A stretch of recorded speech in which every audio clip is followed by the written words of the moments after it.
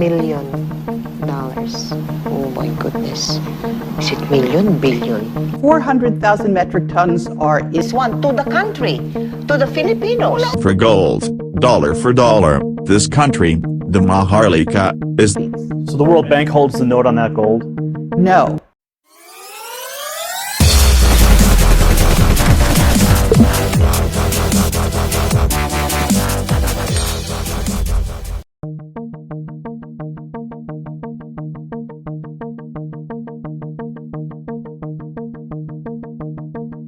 Pamilyang Marcos tungkol sa questionableng mga kayamanan. You're entering the documents of the trial of the century. Oh! Here. 170 banks that Marcos deposited money on. Just to show you the bill of lading. How much is it? $240 million. Oh my goodness. Is it million, billion? Billion. Billion? 240 billion? Only one. 140 billion? Only one shipment. And these are plenty of shipments. Mrs. Marcos, if we go by all of these, you are rich beyond compare. No, this will save the world. The world. The world. This is the reason why I want to survive. And it's not for me anymore. So, Mrs. Marcos, are you saying you're open to giving some or an amount of this one to the country, to the Filipinos? No, not only the Philippines, but the world. The World Bank and its sister organization, the International Monetary Fund, are very special organizations. They are sitting on top of the world's wealth, which was put into a secret account, and it has more gold than anybody knows about. And it is cloaked in secrecy. The bankers do not own that money. It's held in benefit for humanity. The World Bank and the IMF are listed on a special agreement that was signed in 1950 about that. Assets, it's gold. It's more gold than people know about. It's over 1 million metric tons of gold.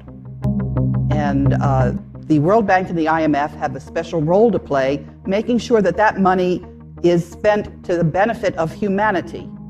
So where's the gold? Some people believe that the gold in Fort Knox has disappeared. That's been in question for many years. Congressmen have attempted to get an audit of the gold in Fort Knox. So 1 million metric tons of gold is not something you can just hide. Where would you say that that gold is being stored? 400,000 metric tons are in the Central Bank of the Philippines. There's over 200,000 metric tons in Union Bank of Switzerland. And some of that gold is buried securely in the Philippines as well. Some of it is held in various banks, but the bulk of it is in the Philippines. So the World Bank holds the note on that gold? No. It is in a special trust account that was set up by Ferdinand Marcos, and the authorized signatory is a German banker lawyer by the name of Wolfgang Struck, who also lives in the Philippines. So how do the people get the gold back? If it's their gold and it was taken by these bankers, how do we receive it? That is the question. And they're just sitting there illegally and refusing to relinquish it. Part of the problem is that this gold is cloaked in secrecy. But in the last month, Wolfgang Struck has been publishing all of the documentation. So it's there for people to see. We have the originals, and people just have to make sure that the banks do what they're required to do, which is release the world's wealth.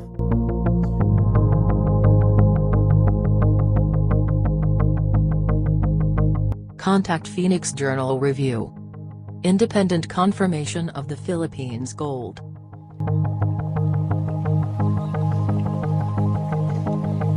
Throughout the Spanish occupation of the Maharlika, members of the Tagay and Italiano clan have been visiting Europe since some of their relatives were English and Austrian. From 1866 to 1898, Prince Julian Macleod Italiano, who became title holder of OCT 01-4 in 1864, had also been frequenting the Vatican. In 1934, Under Pope Pius XII, the Vatican negotiated with a member of the Filipino royal family, the Christian Italiano clan in the Maharlika. An agreement was reached that 640,000 metric tons of the Italiano gold would be lent to the Pope. This was part of that gold accumulated by the Southeast Asian Srivijaya and Majapahit Empire during its glorious reign of 900 years.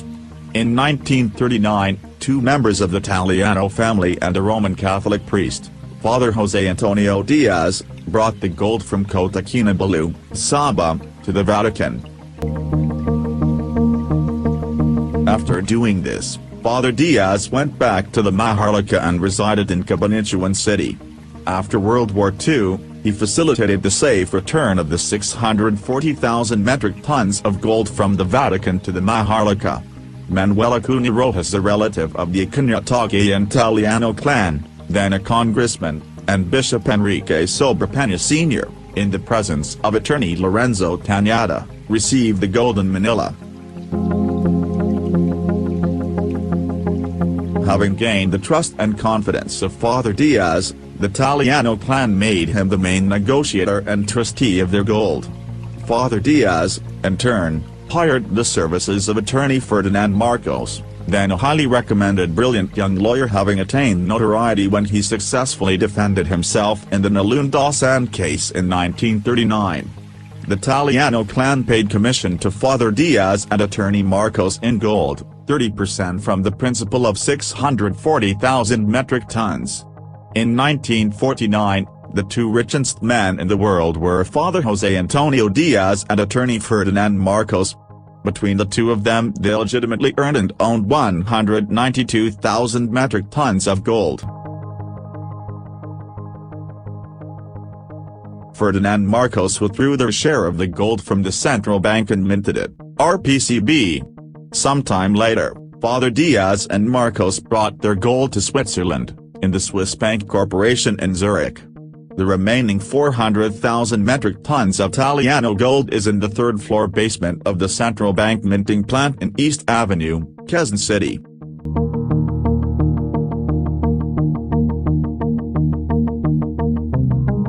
Gold for gold, dollar for dollar, this country, the Maharlika, is the richest country in the world.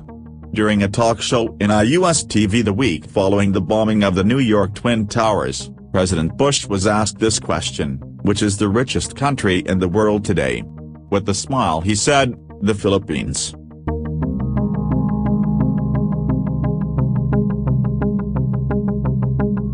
On April 9, 1973, Marcos said, "My earthly goods have been placed in the custody and for the disposition of the Marcos Foundation, dedicated to the welfare of the Filipino people.